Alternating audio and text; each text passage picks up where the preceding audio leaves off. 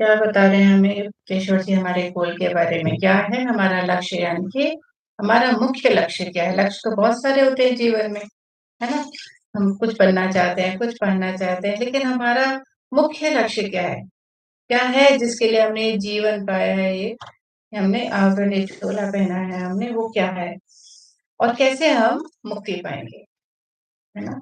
तो अतो मुक्ति जिज्ञासा सूत्र एक है हमारा। जहाँ पे hence there is a desire for emancipation. तो इसका मतलब क्या है कि हमारे अंदर मुक्ति की जिज्ञासा है। हम क्या करने के लिए आए हैं? हमने ये मानव जन्म क्यों लिया है? हमने इसलिए लिया क्योंकि हम मुक्ति चाहते हैं। हम मुक्त नहीं हो पा रहे हैं, हम साइकिल में हैं, आ रहे हैं, जा रहे हैं, आ रहे हैं, जा रहे हैं, हम मुक्त होना चाहते हैं हम। इस आवाजाही से हम मुक्त होना चाहते हैं। तो मुख्य लक्ष्य हमारा मुक्ति है। क्या है हमारा मुख्य लक्ष्य? हमारा मुख्य लक्ष्य है मुक्ति। तो मुक्ति किस चीज़ से? जब मनुष्य अनुमान से ही क्यों ना हो, है ना?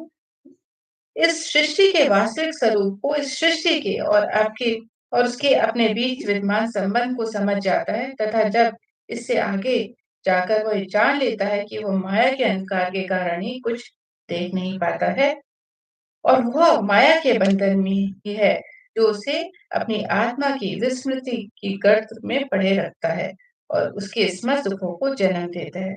तो स्वाभाविकता ही वो इंसान झंझटों से मुक्त होना चाहता है। जब हमने अभी तक क्या जाना हमने कि हमने माया को जाना, हमने जाना ना कि माया के कारण ही हम सत्य को नहीं देख पाते हैं, है ना?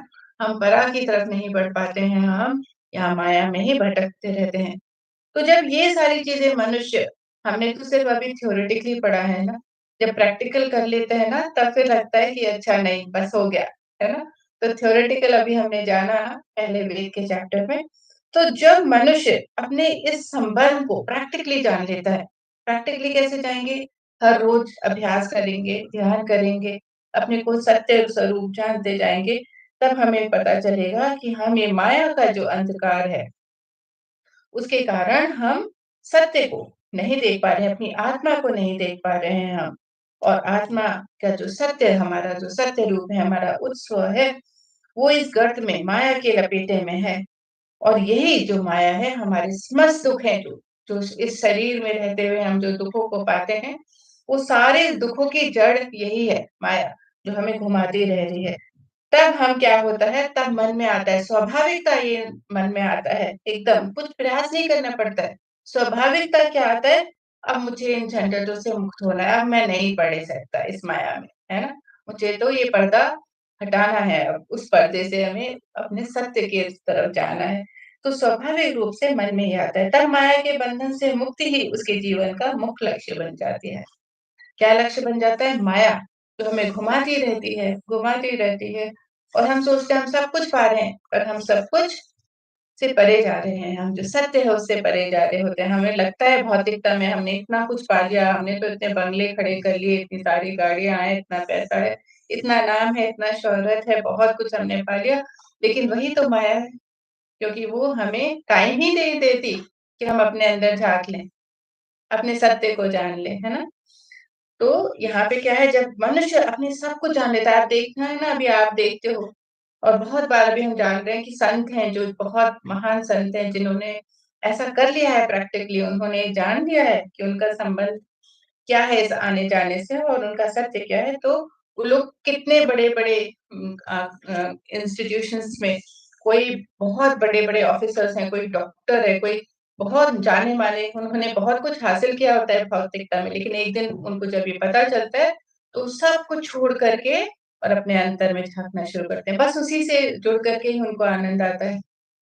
तब कुछ नहीं रहता, फिर उनको कुछ ज़रूरत नहीं रहती, तब पता चल जाता है ना? तो ऐसे ही क्या है तब माया के बंधन से मुक्ति ही उसके जीवन का मुख्य लक्ष्य बन जाती है। तो यहाँ ये नहीं मतलब है कि हमें भी ऐसे करना है। हमें पत्री जी ने क्या सिखाया है? हमें इस जगत में रहते हुए अपनी ज़िम्मेदारियों के साथ ऐसे करना है, यानी कि हमें माया में बहना नहीं है। माया को हमें अपने ऊपर हावी नहीं होने देना है। बैलेंस में रहना है, बिल्कुल बैलेंस में रहना है हमें। तो हमें भागना नहीं है, संसार से भागना नहीं है, संसार में रहते हुए निर्वाण को प्राप्त करना है, ऐसा हमने सीखा है। तो ये है हमारे जीवन का लक्ष्य। मुख्य लक्ष्य है मुक्ति। ये याद रखेंगे अभी तक ये जब भी हम आगे चलेंगे हमें ये याद रखना है कि हमारा मुख्य लक्ष्य क्या है? मुक्ति। तो सेकंड सूत्र क्या है? मुक्ति स्वरूपे अवस्थानम यानी कि liberation stabilization of purusha jiva soul in its real self. तो पुरुष क्या है? जीव, सोल। पुरुष यहाँ पे स्त्री पुरुष की बात नहीं है, पुरुष क्या है? सोल। ठीक है। तो लिबरलाइजेशन किस चीज से? हम अपने स्वरूप में या आत्मा में अवस्थित रहना ही मुक्ति है।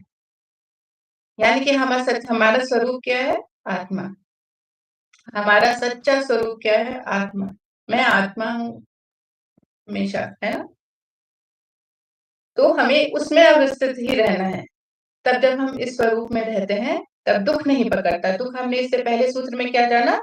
दुख हमारे जब हम माया से रूपी शरीर में हम पड़े रहते हैं तो दुख पाते हैं, है ना? तो उस दुख से ही अभी हमें नहीं पाना है। तो ये याद रखना है हमें क्या नहीं पाना है, ठीक है? तो अपने स्वरूप में आत्मा में अवस्थित रहना ही मुक्ति है। हमें अपने आत्म स्वरूप में रहना है। Residing in self is liberation. तो जब हम अपने सेल्फ में रिसाइड करेंगे तब हम लिबरेट हो जाएंगे। और फिर तो यहाँ क्या है? मुक्ति ही हमारा जब अपने स्वरूप में या आत्मा में अवस्थित रहना ही मुक्ति है। जब मनुष्य माया की इस भावोत्पन्न सृष्टि से ऊपर उठता है और उसके प्रभाव की पहुंच से पूर्णतः बाहर हो जाता है तब वह बंधन से मुक्त हो जाता है। भावनाएं, इमोशनल बॉडी हमारी, है ना? तो हमारी भावनात्मक सृष्टि सृष्टि में कैसे भावनाएं है ना? भावनाओं से थॉट से जन्मी है और उसमें फीलिंग्स हैं। फीलिंग्स से ही सब कुछ है। फीलिंग्स कहाँ है? हमारे शरीर में। बाकी सब कुछ सूक्ष्म शरीर में होता है। फील हम इस शरीर में करते हैं। बीमारी हमारी पहले ही सूक्ष्म शरीरों में हो जाती है पर फील हम इस शरीर में करते हैं। तो ये जो हमारे जब मनुष्य माया की भावोत्मक सृष्टि से ऊपर उठ जाता है और उसके प्रभाव की पहुंच से पूर्णतः बाहर हो जाता है, यानी कि जो हमारे शरीर से नहीं हम आत्म स्वरूप हो जाते हैं और हम सिर्फ आत्मा में ही हम अवस्थित रहते हैं, तब हमारा हमारे ऊपर कोई प्रभाव नहीं रहता। किसी चीज का कोई प्रभाव नहीं होता। इमोशनल बॉडी का भी इमोशंस हमारे इस शरीर में फील करते हैं। इमोशंस तो हमारे इमोशनल बॉडी में हो रहे हैं ना। क्रोध हमारा कहाँ हो रहा है? हमारे भावना कहाँ पे है? हमारे इमोशनल बॉडी में। लेकिन हम उनको फील कैसे करते हैं उस क्रोध को? अपने इस शरीर में, है ना? तो हम जब इस भावोत्पन्न सृष्टि से जब उठ जाते हैं, हमारे भावों से बनी है वो, है ना? हमारे थॉट से बनी हुई जो ये सृष्टि है, तो ये जो भावोत्पन्न सृष्टि है उसमें बहुत सारे इमोशंस भी हैं। तो उनसे जब हम उठ जाते हैं तो उसके प्रभाव की पहुंच पूर्णता से बाहर हो जाती है। तब वो बंधन से मुक्त हो जाता है। तब हम अपने शरीर रूपी नहीं जुड़े हुए हैं। शरीर में हो रहा है, हमारी आत्मा में कुछ नहीं। तो आत्म स्वरूप होना है यहाँ पे। आत्म स्वरूप में स्थित होना ही मुक्ति है। तो मुक्ति कहीं और जाकर के नहीं होगी कि हमारी मुक्ति हो गई, भई वाह-वाह बैच मिल गया हमको, नहीं। हमें क्या है? हमें अपने को अवस्थित रखना है। भावों से ही हमें अपने आप को आत्म स्वरूप बनना है हमें। तो वो तो कहीं भी हो सकता है, यहाँ बैठे-बैठे भी हम आत्म स्वरूप रह सकते हैं, है ना? तो हमें उसके लिए जंगल में नहीं जाना। तो वही कहते हैं कि तब वो बंधन से मुक्त हो जाता है और अपने सत स्वरूप अर्थात अनंत परम तत्व में अवस्थित हो जाते हैं और हम अपने अनंत परम तत्व में एक हो जाते हैं। परम तत्व क्या है? हमारा ओम, प्रणव। वहाँ से ही हम आए हैं, उस परम तत्व से आए हैं। उसमें ही हम एक हो जाते हैं। परमात्मा दिव्य प्रेम प्रकाश जो उसकी क्वालिटीज़ हैं, है ना? जो तो उसमें ही हम एक हो जाते हैं। परम तत्व में एक हो जाते हैं। तो हमें अपने स्वरूप में स्थित होना ही हमारा लिबरेशन है, मुक्ति है। तीसरा स्रोत है तदा सर्व क्लेशानिवृत्ति परमार्थ सिद्धिश्च यानी कि मुक्ति ही मोक्ष है। तो यहाँ क्या बता रहे हैं हमें? यहाँ बता रहे हैं कि then there is a cessation of all pain and attainment of the ultimate aim, true fulfillment, God realization। तो तब सभी क्लेशों का निवारण और परमार्थ की सिद्धि होती है। हमारे सारे क्लेश हैं, सारे पेन है। क्लेश क्या है? पेन, है ना? सारे क्लेशों का निवारण और परमार्थ की सिद्धि हो जाती है। यानी कि सारे क्लेश ही खत्म हो जाते हैं, जब हम अपने शरीर से नहीं जुड़ेंगे, जिस शरीर में क्लेश है, उससे ही नहीं जुड़ेंगे तो उसका निवारण हो जाता है। सारे दुखों का निवारण क्या है? शरीर से जुड़ो ही मत। अपने भौतिक स्वरूप से जुड़ो मत, माया से जुड़ो मत। माया यानी कि बहुत तरह से माया हमें खेलाती है ना, कभी किसी के पीछे भगाती है, तो कभी किसी भौतिक डिज़ायर्स हमारे खत्म ही नहीं होते हैं हमारे अंदर। तो उनके पीछे हमें नहीं भागना है। हुँ। तो हमें वो क्लेशों से अगर हमें निवारण चाहिए है, तो हमें आत्म स्वरूप रहना है और परमार्थ की सिद्धि होती है, तब हम परमार्थ को पाते हैं, हमारे जीवन के परमार्थ को, लक्ष्य को हम पा लेते हैं। मुक्ति ही मोक्ष है, इसका मतलब क्या है? यह मुक्ति प्राप्त करने पर मनुष्य सारे क्लेशों से मुक्त हो जाता है, उसके हृदय की सारी इच्छा, आकांक्षाएँ पूर्ण हो जाती हैं, उसे समझ में आता है उसकी एक ही इच्छा है और वो इच्छा है आत्म स्वरूप रहना, अपने परम तत्व में एक हो जाना। बाकी सब कुछ जितना भी अभी तक भाग रहा था ना व्यक्ति किसी चीज़ के लिए, उसको समझ में आता है ये तो पागलपन था, मुझे अभी माया के पीछे मैं भाग रहा। तो वो समाप्त हो जाता है और हम मुक्त हो जाते हैं सारे क्लेशों से, भागा-दौड़ी खत्म हो जाती है और सारी आकांक्षाएँ पूर्ण हो जाती है। ऐसा लगता है अब तो सब हो गया बस जितना मुझे पाना था वो पूर्ण हो गया, अब मुझे आध्यात्मिकता में जाना है, परम तत्व में एक होना है, अतः उसके जीवन का मुख्य लक्ष्य उसे प्राप्त हो जाता है।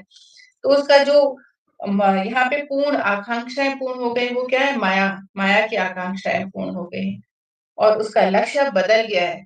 उसको अब पैसा, रुपया, पैसा, नाम, है ना? कुछ नहीं चाहिए, अब उसको क्या चाहिए? सिर्फ़ परम तत्व में एक होना। तो वही लक्ष्य हो जाता है, लक्ष्य बदल गया। चौथा सूत्र है इतरत्र अपूर्ण कामच काम जन्म जन्मांतरण व्यापी दुखम। यानी कि मनुष्य को दुख क्यों नहीं होता है? Otherwise birth after birth man experiences the misery of unfulfilled Dzire. जब तक हम ये नहीं करते, जब तक कि हम अपने आप को माया से मुक्त नहीं कर लेते हैं, है ना? धीरे-धीरे हो रहा है, जो लोग भी अध्यात्मिकता में आए हैं, अभी ध्यान में आए हैं, धीरे-धीरे देखेंगे वो डिफरेंस कि पहले कैसा था, अब कैसा है। धीरे-धीरे हमारी इच्छाएँ अब पूर्ण होते जा रही हैं कि अच्छा भौतिक जगत में उतना नहीं है, हर चीज़ बदल रही है धीरे-धीरे। तो एक समय आता है जब आदमी पूरी तरह से ये समझ लेता है, आत्म स्वरूप जब होने लगता है पूरी तरह, तब लगता है कि अब सारे क्लेशों से मुझे मुक्ति हो गई। नहीं हो पाता है, हमारी जब आकांक्षाएँ पूर्ण नहीं होती है, माया में फँसे रहते हैं, तो माया में फँसने का मतलब क्या है? हम जन्म लेते रहते हैं, सभी एक के बाद एक जन्म लेते रहते हैं और जन्म लेने का मतलब है कि हम वो एक्सपीरियंस करते हैं, हम वो अनुभव पाते हैं जो कि हमें दुःख देते हैं और हमारे जो भी हमारी आकांक्षाएँ हैं, वो पूरी नहीं होती हैं, क्योंकि वो तो बढ़ती चली जाती हैं, वो विचारों से जुड़ी हैं और विचारों से जुड़ने का मतलब क्या है? हमारी वो विचार और मल्टीप्लाई होते जाते हैं और बढ़ते चले जाते हैं क्योंकि हम उसी को ही ऊर्जा दे रहे हैं, है ना? तो जब हम विचारों को एक विचार को ऊर्जा दे रहे हैं, हमारे मन से जुड़े हुए हैं उसके साथ, तो वो विचार बहुत बढ़ते जाते हैं और विचारों का बढ़ना कई बार होता है हमारी आकांक्षाएँ। उन विचारों में क्या है हमारी आकांक्षाएँ हैं। तब आकांक्षाएँ हमें लपेट लेती हैं, बिल्कुल बेड़ियाँ डाल देती हैं हमारे ऊपर। तो ये जो सूत्र है हमने अभी तीसरा जाना उसमें है कि मनुष्य को दुःख क्यों होता है? अन्यथा अपूर्ण कामनाओं में जन्म-जन्मांतर में व्याप्त दुःख प्राप्त होता है। हम जन्मों से जन्म-जन्मांतर तक दुःख प्राप्त करते हैं, परंतु जब तक मनुष्य अपने स्थूल शरीर के साथ एकात्म नहीं हो कर लेता, अर्थात स्थूल शरीर को ही अपना अस्तित्व मानता है और अपनी आत्मा में स्थित नहीं हो पाता, तब तक उसके हृदय की इच्छाएँ अतृप्त रहने के कारण उसे खलती रहती हैं। तो जब मनुष्य अपने स्थूल शरीर से जुड़ा है, इस ओवरकोट जो हमने पहना है इस शरीर का, जो व्याप्त है, हमने पिछले चैप्टर में जाना कि ये इस शरीर के कारण ही हम व्याप्त हैं, हम दिख रहे हैं एक-दूसरे को, नहीं तो सूक्ष्मता में हम नहीं देख पाते हैं अपनी इन इंद्रियों के कारण, जो हमें फँसाती हैं। तो हमें क्या करना है कि हमें अपने जब हम अपने स्थूल शरीर से नहीं जुड़ेंगे, उसके साथ एकात्म में नहीं रहना है हमें, अर्थात स्थूल शरीर को अपना अस्तित्व नहीं मानना है ना? अपनी आत्मा में स्थित रहना है हमें, तब हमारे हृदय की इच्छाएँ अतृप्त नहीं होंगी, तृप्त हो जाएँगी। जब हम आत्मा में स्थित रह जाएँगे, तब हमें कुछ चाहिए नहीं क्योंकि जब चाहिए हमें पता है, आत्मा में स्थित होने के बाद हमें पता चलेगा हमारे अंदर कितनी शक्ति है। आत्मा बहुत शक्तिशाली है, आत्म स्वरूप तो बहुत शक्तिशाली है, जब चाहे तो वो कुछ भी प्रकट कर लेता है, अपनी इच्छा शक्ति उसकी इतनी प्रबल होती है, वो अपने को अहम ब्रह्मास्मि स्वरूप जान लेता है कि वो क्रिएटर है, कुछ भी कर सकता है, आत्मा इतनी ज़्यादा शक्तिशाली है। तब उसके अंदर इच्छाएँ नहीं होती हैं, उसको जब चाहिए तो उसे पता है मिलेगा, है ना? और इसी के कारण उसके हृदय में इच्छाएँ अतृप्त रहती हैं और वो जब तक अतृप्त रहेगा, अगर उसने अपने आप को अपने भौतिकता में रखा, अपने शरीर में रखा, तब वो उसको खलता रहता है। उसके हृदय में इच्छाएँ पलती रहती हैं और दुःख देती रहती हैं। तो हमें उन्हें पूरा करने के लिए बार-बार माया के अधीन रक्त-मांस शरीर धारण कर जीवन के रंगमंच पर आना पड़ता है। अब जब अपूर्ण डिज़ायर्स हैं हमारी, अतृप्त इच्छाएँ हैं, तो कहते हैं ना जो जाने वाला है इस अपने शरीर का इसकी जिसकी यात्रा पूरी हो गई, उससे पूछते हैं ना तुम्हारा कुछ है अभी और कुछ चाहिए तुम्हें बता दो अभी कुछ तुम्हारे मन में है? पूछते हैं ना कई बार ताकि उसकी ये यात्रा आने-जाने की खत्म हो सके। तो यहाँ पर अगर क्या बता रहे हैं अगर हमें वो बार-बार माया के अधीन रक्त और मांस और शरीर धारण करना है क्योंकि इस रंगमंच में आना है जहाँ हम सिर्फ़ एक ड्रामा है हम जिसमें खेल रहे हैं, रंगमंच में हमारा भी एक किरदार है। तो वो किरदार निभाने के लिए हमें क्योंकि हमने चूज़ किया है वो किरदार, क्योंकि हमारा कोई इच्छा है रह गई है, वो इच्छा को पूरी करने के लिए हमें किरदार चाहिए इसलिए हमें आना पड़ता है। और न केवल वर्तमान परिस्थिति में बल्कि भविष्य में भी जीवन और मृत्यु के सारे दुःख उठाने पड़ते हैं। तो हमें क्या है हम सिर्फ़ वर्तमान में नहीं, हमारे भविष्य में भी हमें सारे दुःख उठाने पड़ते हैं इसमें। मृत्यु के सारे दुःख उठाने हैं क्योंकि हर बार हम आएँगे, हर बार मृत्यु होगी, हर बार आएँगे और हम साथ में अपने क्या ले जाएँगे अतृप्त इच्छाएँ। अतृप्त इच्छाएँ, तो हमें अपनी इच्छाओं को इतना बढ़ाना नहीं है कि हम अतृप्त रह जाएँ। हमारी एक ही इच्छा होनी चाहिए, क्या हमारी इच्छा होनी चाहिए? परमानंद में एक होना, आत्म स्वरूप रहना।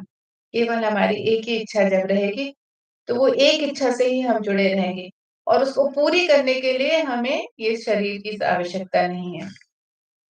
बहुत ही सुंदर तरह से यहाँ पे हमें बताया है। तो सूत्र 5 और 6 में हम आगे जानेंगे कि ये सब ठीक है, हमें तो अब समझ में आ रहा है कि हम जान रहे हैं, लेकिन अभी तक क्यों नहीं जान पाता है व्यक्ति क्यों नहीं जान पाता है ये बात? इस भौतिकता में रहते हुए भी क्यों नहीं जान पाता है? तो क्लेशो विद्यामार्तक भावे भावो भावे भाव इत्येम बोधो विद्या। क्या है कि क्लेश अविद्या से उत्पन्न होता है। क्लेश कहाँ से उत्पन्न होता है? अविद्या। क्लेशो अविद्यामार्तक यानी कि क्लेश हमारा अविद्या से उत्पन्न होता है। जब अविद्या है वहीं से तो क्लेश है क्योंकि हम जान ही नहीं पा रहे हैं अपने सत्य स्वरूप को, हम नहीं जान पा रहे हैं कि हम आत्मा हैं। हम परमानंद में एक होने के लिए आए हैं, ये नहीं जान रहे हैं हम कि इस बार अब हमें कोई भी अपनी हमें ऐसी कोई भी अतृप्त इच्छा नहीं रखनी है अपने पास। तो हमें जानने के लिए हम नहीं जान पा रहे क्यों? क्योंकि क्लेश है अविद्या। अविद्या की वजह से ही हम नहीं जान पा रहे और अविद्या क्या है? ये माया। उस अणु को नहीं जान पा रहे हैं हम। जहाँ से उसके एक-एक करके माया बनी, परंतु वो आया कहाँ से? वो सिंगल अणु को हम नहीं जान पा रहे हैं, हमारा स्थान कहाँ है? हम कहाँ से आए हैं? हमारा कहाँ है हमारा अपना सत्य घर? जहाँ से हम आए हैं, वेयर इज़ आवर होम? हम नहीं जान पा रहे हैं। इसीलिए उस अविद्या के कारण क्योंकि वो अविद्या है, हम उसके साथ नहीं जुड़े हैं, भाव में अभाव, अभाव में भाव, इस प्रकार का बोध अविद्या है। कि भाव जो है उसमें अभाव है, पूरी तरह से हम नहीं जुड़ पाए हैं, अपने भाव को हम नहीं प्रकट पा रहे हैं सही तरह से और अभाव में भाव है हमारा, है ना? यानी कि उस अभाव में जो हम नहीं देख पा रहे हैं, वहीं हमारी एक्जिस्टेंस है, वहीं पर ही हमारी एक्जिस्टेंस है। हम उसको नहीं समझ पा रहे हैं। तो अविद्या क्या है? जो अस्तित्व में है ही नहीं, उसके अस्तित्व के बारे में भ्रांत धारण होना अविद्या है। तो जो अस्तित्व में है ही नहीं, हमारा जो हम चारों तरफ देख रहे हैं ना, वो एक्चुअली नहीं है। जैसे वो ड्रीम होती है, जब हम स्वप्न देखते हैं, स्वप्न से जब जागृत होते हैं, तो कुछ है ही नहीं ना। अभी हम उस स्वप्न की अवस्था में हैं, जहाँ माया है और हम सब क्या सोच रहे हैं कि ये सब कुछ है। लेकिन जब हम जागृत होते हैं, तो हमें पता चलता है कि ये तो सब माया है, ये तो बस ड्रीम है हमारी, हम स्वप्नता में थे, हम स्वप्न में हैं। तो अस्तित्व के बारे में भ्रांति है हमारी, हमारा एक अस्तित्व है, मैं सो एंड सो टैग, है ना? मैं यहाँ पर कोई ऑफ़िसर हूँ, मैं मंत्री हूँ, मैं कुछ भी अपने टैग्स हमने धारण किए हुए हैं। मैंने इतना कुछ पाया है, इतना कुछ कर सकता हूँ, मैंने किया है, देखो इतना एकत्रित करा है मैंने। तो ये सारी क्या है? भ्रांति है, सारी भ्रांतियाँ हैं। हमारे अस्तित्व के बारे में भ्रांतियाँ होना ही अविद्या है, क्योंकि कुछ है ही नहीं, कुछ भी नहीं है। अविद्या के द्वारा मनुष्य यह सोचता है कि जो कुछ है वो यह स्थूल जगत ही है, क्योंकि हमारे अंदर ये अविद्या है कि हम सब कुछ हैं, हम ही सब कुछ हैं, मैं, मेरा, है ना? मुझसे। तो जब हमारे अंदर ये सारी भावनाएँ हैं, तब हमारे अंदर अहंकार है ना? तो ये अविद्या रूपी अहंकार हमारे अंदर हमें स्थूल जगत में ही रहने देता है और उसके बाद कुछ भी नहीं, ये जानने नहीं देता हमें, जो उस पार है। वो ये भूल जाता है कि स्थूल जगत वास्तव में कुछ भी नहीं है। वो तो केवल स्थूल जगत के बोध से परे स्थित एकमात्र सत्य, सनातन परम तत्व की पृष्ठभूमि पर खेला जा रहा कल्पनाओं का एक खेल है। किसका कल्पना चल रही है ये? सारा खेल कहाँ से चल रहा है? कौन है इसका डायरेक्टर? परमात्मा। उनकी सिर्फ उनकी रची हुई ये पृष्ठभूमि है ना? उसपे हम खाली छोटा-सा तिनका, एक छोटा-सा हम अपना रोल प्ले कर रहे हैं, छोटा-सा, बहुत छोटा-सा रोल प्ले कर रहे हैं। और ये सिर्फ़ उनकी कल्पनाओं का खेल है, उस परम तत्व की कल्पनाओं का ही खेल है। यह अविद्या न केवल अपने आप में एक क्लेश है, बल्कि मनुष्य के अन्य सारे क्लेशों की भी जड़ है। ये हमें अपने सत्य का बोध नहीं होना या अविद्या या माया का बोध होना, केवल कि हम इस माया में फँसे हैं। तो अविद्या क्या इस माया स्वरूप में, इस स्थूल जगत में सब कुछ जो है, वही सत्य है इस स्थूल जगत में। जब ये अविद्या है, यही क्लेश है। यही सारे दुखों का कारण है और मनुष्य के सारे क्लेशों की जड़ भी यही है। क्योंकि हम इस माया से जुड़े हैं, तो हमारे अंदर अनंत, है ना, इच्छाएँ हैं, अनफुलफिल्ड डिज़ायर्स हैं और वो कभी भी पूरे नहीं होते हैं। आप देखते हैं कि हाँ, व्यक्ति सोचता है कि अच्छा मुझे एक ड्रेस चाहिए, आ गई उसके बाद और 2-3 दिखने शुरू हो जाती हैं। अगर आप कुछ और पाना चाहते हैं, कोई लेवल पाना चाहते हैं अपने ऑफ़िस में या अपने अ, करियर में, वो जब पा लिया तो वो खत्म हो जाता नहीं, उसके बाद एक नया सिलसिला होता है कि अब मुझे आगे बढ़ना है, मुझे और करना है। धन है तो वो वैसे ही होता है, ज्वेलरी लेडीज़ के लिए एक ले लिया तो खत्म नहीं होता है।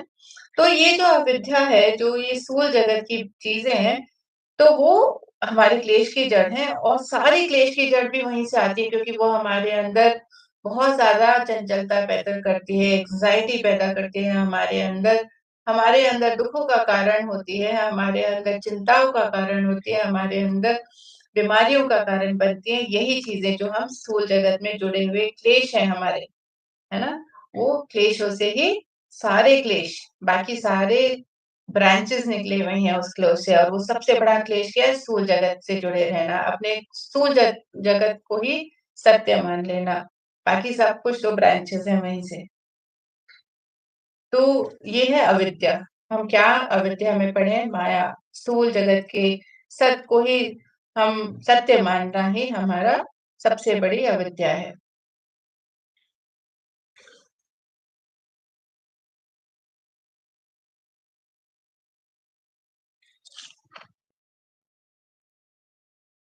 तो यहाँ पे एक-एक के लाइन के सूत्र हैं जो है यहाँ पर। तो सबसे पहला है तदेव विक्षेप शक्ति विशिष्टत्वातः। तो क्या कह रहे हैं कि उस अविद्या की आवरण शक्ति के से अहंकार और आसक्ति उत्पन्न होती है और विक्षेप शक्ति से राग द्वेष और क्षेत्रम स्मिता भी निवेशराग द्वेषाणम, यानी कि उस अविद्या, क्या अविद्या? ये स्थूल जगत की अविद्या की यही सब कुछ है हमारा, यही आवरण है, यही हमारा जो प्रेजेंस है, जो वो जो हमने पहना हुआ है ओवरकोट हमारा, ये अविद्या का, माया का जो आवरण हमने ढका हुआ है कि सब कुछ मेरा, ये घर, मेरा संसार, मेरा जो भी नाम, नेम, फेम, है ना? जो भी है मेरे पास, वो सारी अविद्या ही है, क्योंकि वो सब माया का ही हिस्सा है। उस आवरण की शक्ति से अहंकार उत्पन्न होता है ना? मैं जहाँ आया उसी में ही अहंकार होता है, ईगो होता है और उसी से आसक्ति उत्पन्न उत्पन्न होती है।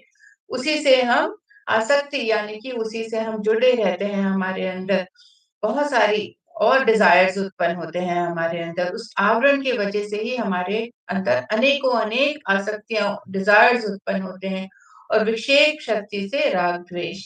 जब वो नहीं मिलता है तो हमारे अंदर राग-द्वेष होता है ना? तो ये हमारे पहले सूत्र है कि अगर हम अपनी अविद्या से जुड़े रहेंगे, माया से जुड़े रहेंगे तो हमारे अंदर उत्पन्न होता क्या है? अहंकार। क्योंकि माया में तो सब कुछ हमें पागल बना देता है ना कि हम भाग रहे हैं, भाग रहे हैं, भाग रहे हैं। आप देखोगे हम सभी ऐसे हैं मतलब हमारे अभी देखो तो जाने-अनजाने में ऐसा हो जाता है कि ज़रा-सा कुछ हुआ नहीं और हम जोड़ने में लग जाते हैं, है ना? ज़रा-सा लगा कि हाँ, वॉर हो जाएगा तो क्या करता है लोग आदमी घर में इतना कुछ भरने लगता है। अरे पता नहीं क्या-क्या चाहिए होगा, क्या होगा ना इतने सारे हमारे अंदर वो आवरण की शक्ति इतनी ज़्यादा होती है। और जिसके पास बहुत कुछ होता है वो दिखाने की कोशिश करता है उसको, दिखाने की कोशिश में अहंकार आता है और अहंकार की वज़ह से और डिज़ायर्स उत्पन्न होते हैं कि अच्छा इससे भी बढ़ना है मुझे अहंकार क्योंकि लगता है कि मैं पावरफुल बनूँ और ज़्यादा मेरे अंदर। लेकिन वो सब तो क्या है, हम भूल जाते हैं कि हम तो एक चीज़ बिल्कुल नन्हा-सा तिनका भी नहीं है, परमात्मा की इस पूरी रचना का।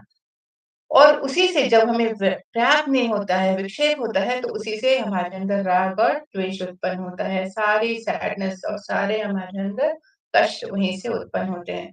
तो दूसरा हमारा जो 8th वाला है, तस्यावरण ये वाला हमारा एक्चुअली था। तो यहाँ पे हमारे जो विक्षेप है, वो राग द्वेष का बना होता है। ये है 7th और 8th।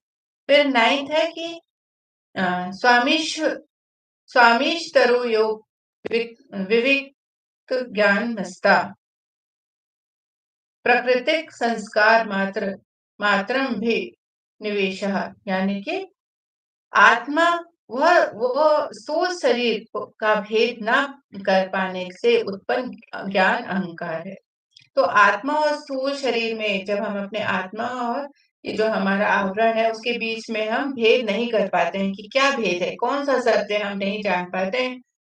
तब हम भेद ना कर पाने से उत्पन्न के ज्ञान के कारण हमारे अंदर अहंकार आता है। अहंकार कहाँ से आता है? जब हम दोनों में भेद नहीं कर पाते कि कौन-सी माया है और कौन-सा सत्य है ना? तो हम आत्मा और स्थूल शरीर में अंतर नहीं कर पा रहे हैं। हम ये नहीं जान पा रहे हैं कि क्या सत्य है और क्या असत्य है। तो उसी कारण से हम अहंकार को पाल लेते हैं। उस अज्ञानता के कारण हम अपने अंदर अहंकार को पाल लेते हैं। तो प्रकृति से प्राप्त संस्कार अर्थात प्रकृति और उसके नियमों को ही परमोच्च मानना आत्मा की सर्वकारक शक्ति को नहीं आ सकती है। यानी कि हमारे जो प्रकृति से हमारे प्राप्त संस्कार है, जो भी हम प्रकृति से सीख रहे हैं, हमारी वो आसक्ति का कारण है, वही हमारे डिज़ायर का कारण है हमारे अंदर, उसी से हम जुड़े जा रहे हैं। अर्थात प्रकृति और उसके नियमों की परोक्ष मानना, प्रकृति को ही जो उसके नियम है यहाँ पर धरती के जो नियम हैं, उन्हीं को ही हम परोक्ष मान लेते हैं, आत्मा की सर्वकारक शक्ति को नहीं। तो हम क्या मान लेते हैं कि जो धरती पे जो शक्तियाँ हैं, है ना? ईश्वर की शक्ति को नहीं जानते हुए, आत्मा की सर्वव्यापक शक्ति को नहीं जानते हुए, हम सिर्फ भौतिक शरीर की भौतिक आवरण की शक्ति को ही हम जब जुड़े रहते हैं उससे, तब वो आसक्ति हो जाती है, तभी वो हमारे डिज़ायर का कारण बनती है। और सुख विषय तृष्णा रागः, दुःख विषयता तृष्णा द्वेषा, यानी कि सुख देने वाले विषयों की तृष्णा राग है। और दुःख देने वाले विषयों की त्याग की तृष्णा ही द्वेष है। सुख जो देने वाले विषय हैं, सुख कौन से विषय देते हैं? परमात्मा की ओर, जो भी परा की ओर विषय लेकर के जाते हैं हमें, वो तृष्णा राग है हमारा, है ना? और दुःख देने वाले विषयों की त्याग ही तृष्णा ही द्वेष है हमारे अंदर। दुःख देने वाला क्या है? जहाँ पे भी हम विषयों को त्याग देने वाली तृष्णा है हमारे अंदर कि अच्छा, ये चीज़ें अगर मेरे अंदर से खत्म हो जाएगी, कोई भी विषय, किसी भी विषय को ले लीजिए सांसारिक विषयों को, तब हमारे अंदर क्या होता है अगर ये खत्म हो गया, अगर ऐसा हो गया मेरे जीवन में, मुझे नहीं मिला ये, तो हम दुःख में पड़ जाते हैं, हमारे अंदर दुःख आ जाते हैं। और जो सुख देने वाले विषय हैं हमें जो सच्चा सुख देने वाले हैं, है ना? वो राग है। तो यहाँ पे सूत्र 7 में क्या बताया मेनली बताया है 7 से लेकर के 12 तक में कि हमें कौन-सी शक्ति के साथ हमें रहना है। जो ध्रुवता की द्वैत शक्ति है ना? द्वैत शक्ति से युक्त अविद्या अहंकार है, जो हमारा जो पहला सूत्र है 7वां वो है ध्रुवता की द्वैत शक्ति 2 प्रकार की ध्रुवता की शक्ति है। उससे युक्त अविद्या अहंकार है। आसक्ति राग यानी कि राग क्या है इमोशनल और इंटेलेक्ट डिजायर्स होते हैं हमारे यानी कि हम कैसे हम एक इंस्टिंक्ट के साथ हम कहते हैं कि अब मुझे ये चाहिए या ये मैं पाना है मुझे या ये हो जाएगा हम एक इंस्टिंक्ट के साथ काम करते हैं है ना और इंटेलेक्ट के साथ जुड़ करके हमारे जो डिजायर होते हैं वो राग के हैं और द्वेष क्या है एक हमारे अंदर बदला लेना रिवेंज लेना हम किसी से बदला लेना है किसी के प्रति हमें घृणा रखनी है जो एक रिपल्शन देता है हमें दूसरों से अलग करता है ना? हमें अलग लेकर के जाता है। तो ऐसे द्वेष हमारे अंदर उत्पन्न होते हैं। तो ये जो इन रूपों में अभिव्यक्ति होती है हमारे अंदर जब ये 2 प्रकार की शक्तियाँ हमारे सामने हैं, तो हम कौन-सी शक्ति के साथ जुड़ना पसंद करेंगे? अविद्या से, अहंकार से या फिर हम सत्य रूपी आत्मा से? तो ये हमने 7 से लेकर के 12 तक में हमने जाना कि हमारा लक्ष्य क्या होना चाहिए? कैसे हम अविद्या से बाहर निकलें और सत्य की ओर, पराग की ओर चल पाएँ? और फिर यहाँ पर इसी इसी सूत्र में अविद्या समस्त क्लेशों की जननी है। तो अविद्या से हमें बाहर क्यों निकलना ज़रूरी है? अविद्या से निकलने के लिए हमें शरीर छोड़ने की ज़रूरत नहीं है। शरीर में रहते ही हमें अविद्या को छोड़ना है। यानी कि इस भौतिकता में जो हम आए हैं कार्य करने के लिए, मोक्ष पाने के लिए, वो हमें सीखना है कि इस शरीर में रहते हुए हमें मोक्ष कैसे पाना है ना? यानी कि अविद्या से जो हमें अलग होना है, अज्ञानता से, आसक्तियों से हमें अलग होना है। तो अविद्या समस्त क्लेशों की जननी है। अविद्या क्या है कि यही संसारिक जो है, ये प्रकृति में जो भी है हमारे, वही सब कुछ है। विद्या क्या है? यही अविद्या है।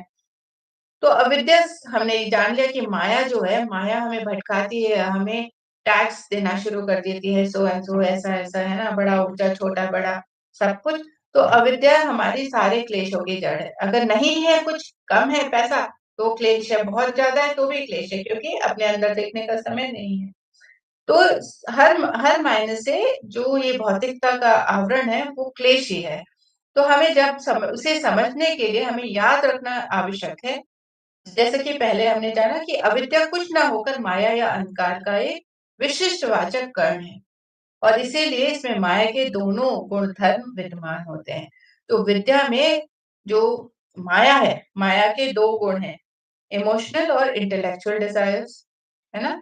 एक तरफ हमने राग को जाना और द्वेष, इसके 2 जो गुण हैं अविद्या के वो हैं, एक है राग और है द्वेष, ठीक है? राग और द्वेष गुण किसके हैं? अविद्या के। तो वो दोनों गुण कैसे हैं? दोनों ही हमें माया में उलझाते हैं। यानी कि हम इंटेलेक्चुअली बहुत कुछ पाना चाहते हैं। हम तो साइंटिस्ट हैं भैया रिसर्च कर रहे हैं, बहुत कुछ बनाना है अभी तो बहुत कुछ नाम करना है। या फिर आजकल देखेंगे तो इलेक्ट्रॉनिक फील्ड में, कंप्यूटर फील्ड में लोग अपने आप को बहुत कुछ समझते हैं या और सारी चीज़ों में भी। और उसी के साथ दूसरा है जो द्वेष, द्वेष भी हमें क्यों आता है? अहंकार की वजह से आता है क्योंकि हम अपनी तुलना करते हैं, दूसरे के साथ कंपैरिज़न करते हैं हम जब माया जगत में रहते हैं। हर हर तरह से हमारे अंदर कंप्लेन रहती है कि हाँ, हमें ये नहीं मिल रहा, वैसा हो गया, इसने ऐसा कर दिया। तो जब हम जजमेंट करते हैं, छोटे-बड़े का, ऊँचे-नीचे का जजमेंट रहता है, उसने क्या सोचेगा, क्या नहीं सोचेगा मेरे बारे में, है ना?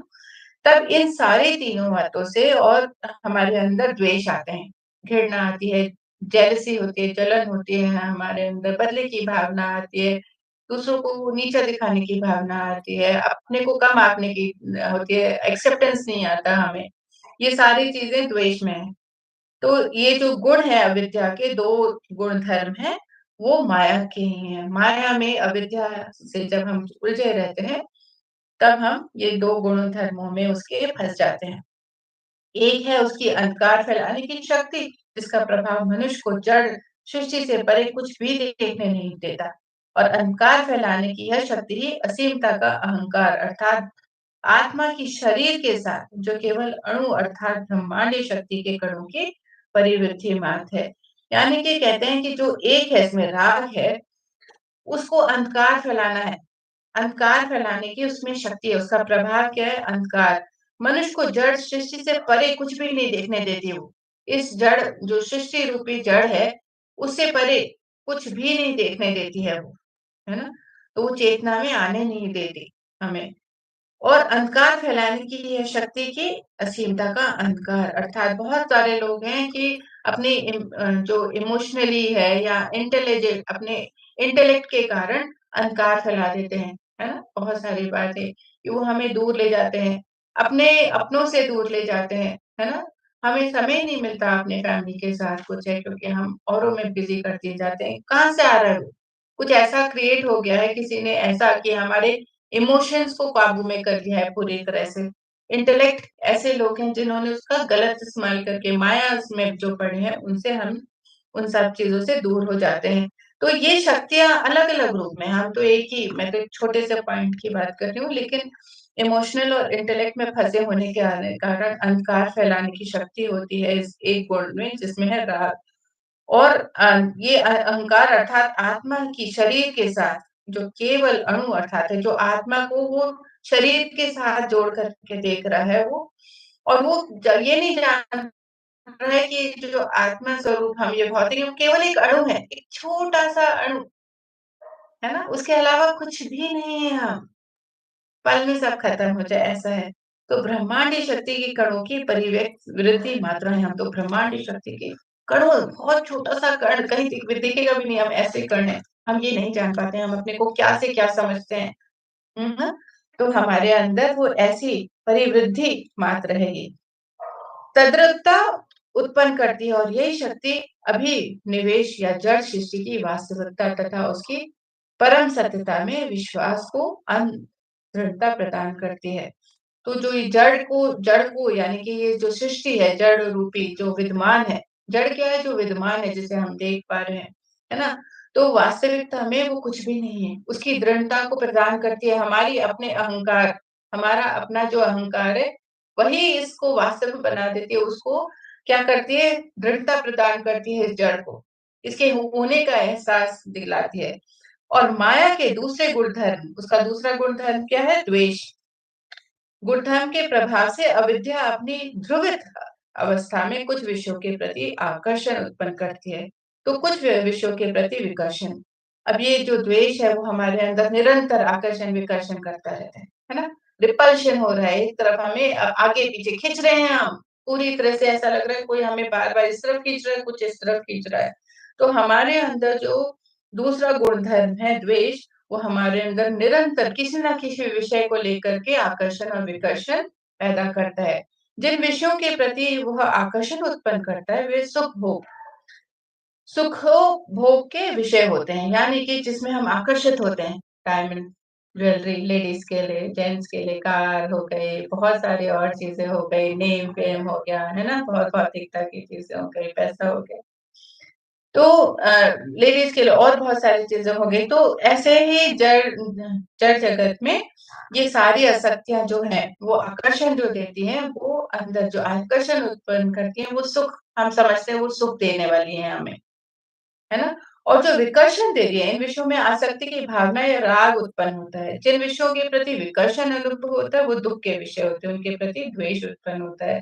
तो जहाँ विकर्षण है, जहाँ हम बहुत ऐसे एनर्जी ड्रेन हो गई है, ऐसा सोचते हैं हमारा, तब हमारे अंदर हम वो विषय सारे दुःख के होते हैं, पेनफुल होते हैं वो हमारे अंदर, वो दुःख के विषय होते हैं। यानी कि हमारे अंदर रोग हो गया, किसी कारण से हम दुखी हैं, है ना? हमारे इमोशनल डिसबैलेंसेस हैं हमारे, तो वो सारी चीज़ें भी माया का ही खेल है। सत्य में कुछ भी नहीं है, कुछ भी नहीं। आप अपने आप को बस आपको उससे बस इधर खड़े कर लेना है। खड़ा करना आसान नहीं है माया से, उसके ऊपर हमें कार्य करते रहना है और एक पल आता है, एक क्षण आता है जब हम किसी की भी बायोग्राफी या ऑटोबायोग्राफी पढ़ते हैं तो पता चलता है वो एक क्षण था, बस वो क्षण वो वहाँ से यहाँ आया और सारा कुछ खत्म, है ना? पर वहाँ से इधर आना आसान नहीं है। बहुत कुछ हमें आसक्तियों से छोड़ कर के आना पड़ेगा। तो शरीर को छोड़ना ज़रूरी नहीं है, अपने आप को बस लाना है इस तरफ। तो मास्टर्स आज हम यहीं तक करते हैं, फिर अगला सूत्र हम नेक्स्ट मिलेंगे, सूत्र नंबर 13 से। Thank you so much. Thank you मुझे सुनने के लिए। मैं अपनी वाणी को यहीं विश्राम देती हूँ और आप सबका हृदय से धन्यवाद करती हूँ बीएमसी की पूरी टीम, विजय सर सबको बहुत-बहुत धन्यवाद मुझे अवसर प्रदान करने के लिए।